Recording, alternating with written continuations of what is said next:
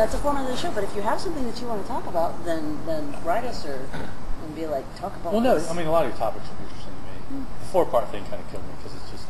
Yeah, we didn't like that either. But we had a lot of people say it's too much to download all at once. Blah blah blah. And we're like, We started that because we were listening to our people saying, well, you know, I really want it in different parts. By the way, we've been filming for about 30 seconds. Have we really?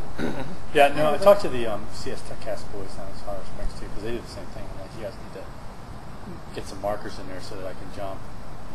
I don't know how Callie Lewis does it with Geek Brief. You guys ever seen Geek Brief? So she has, usually hers is decent length, but she had a place for a while there you could actually jump to a certain part of the segment where it was. Yeah, so I think it was a bunch of things that were just chained together. So it was like your 4-part thing, but they were chained. So like, you click part 3 and go to. When I first started doing videos. Hey everybody, I'm Sean. Hi, I'm Jen. I'm Steve. We found us a Steve. We decided to keep him for a while. We're on the moon. So, when I first started doing videos, I was using Camtasia's automatic HTML builder thing. Right. And it's got menus, and you can jump to parts. You can, when you're editing the video, you can mark different spots, and then it'll build a menu, and it'll put the thing.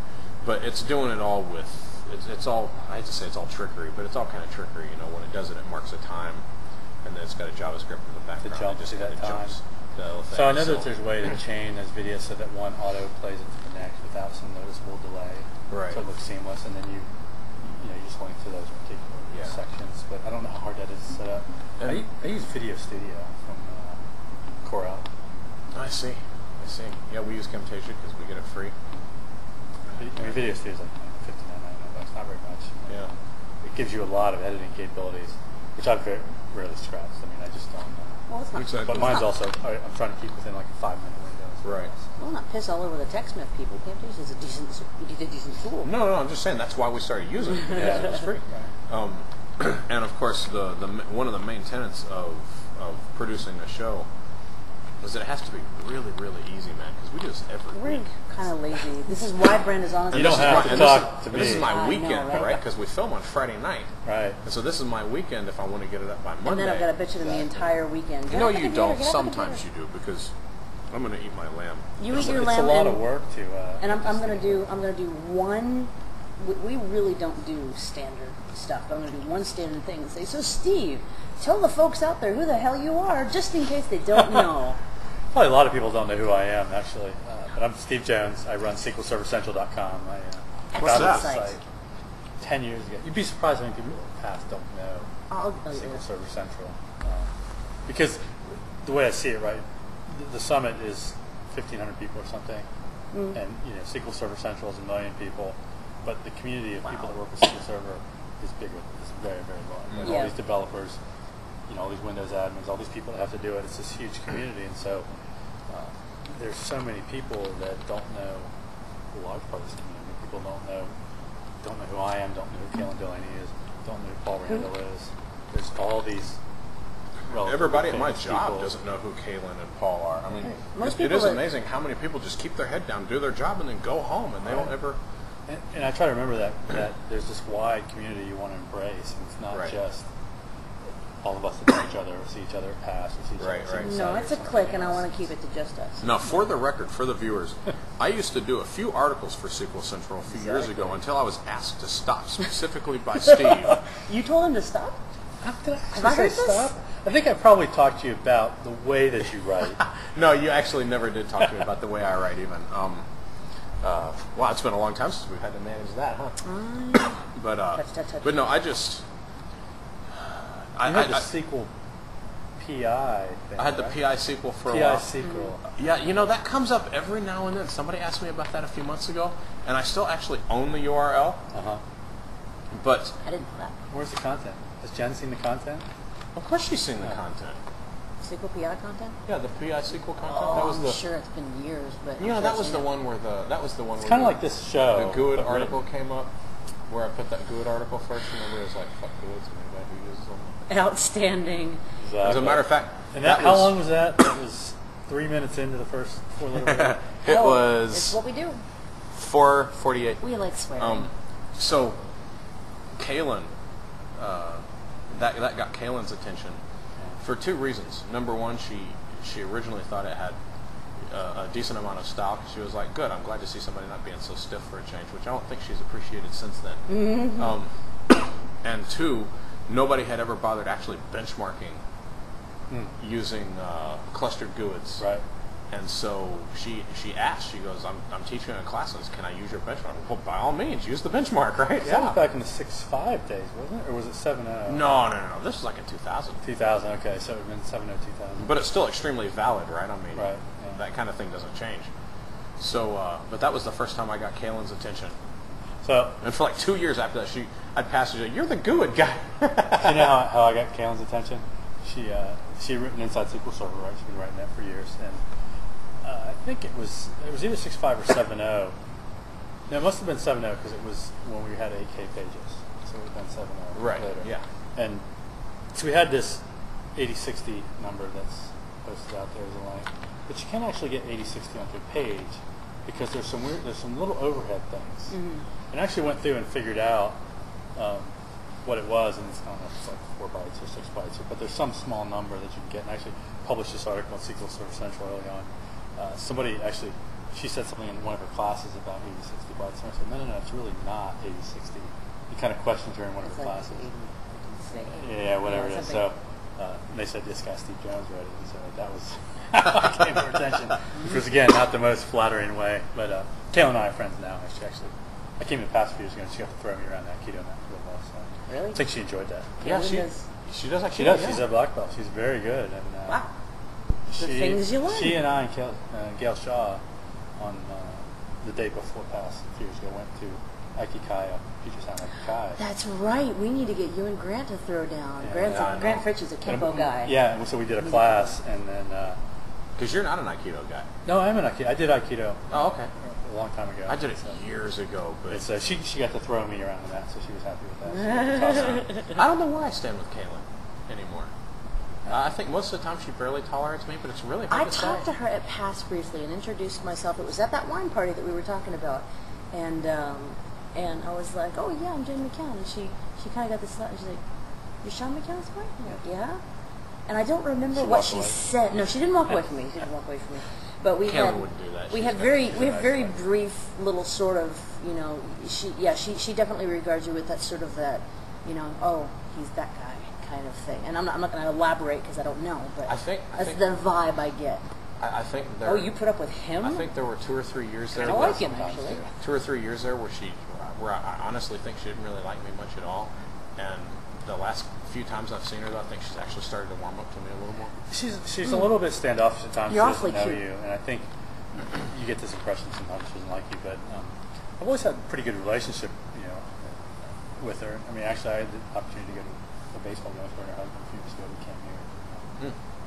Me and a couple other people, Peter Ward, a few people went to a baseball game with Kaylin.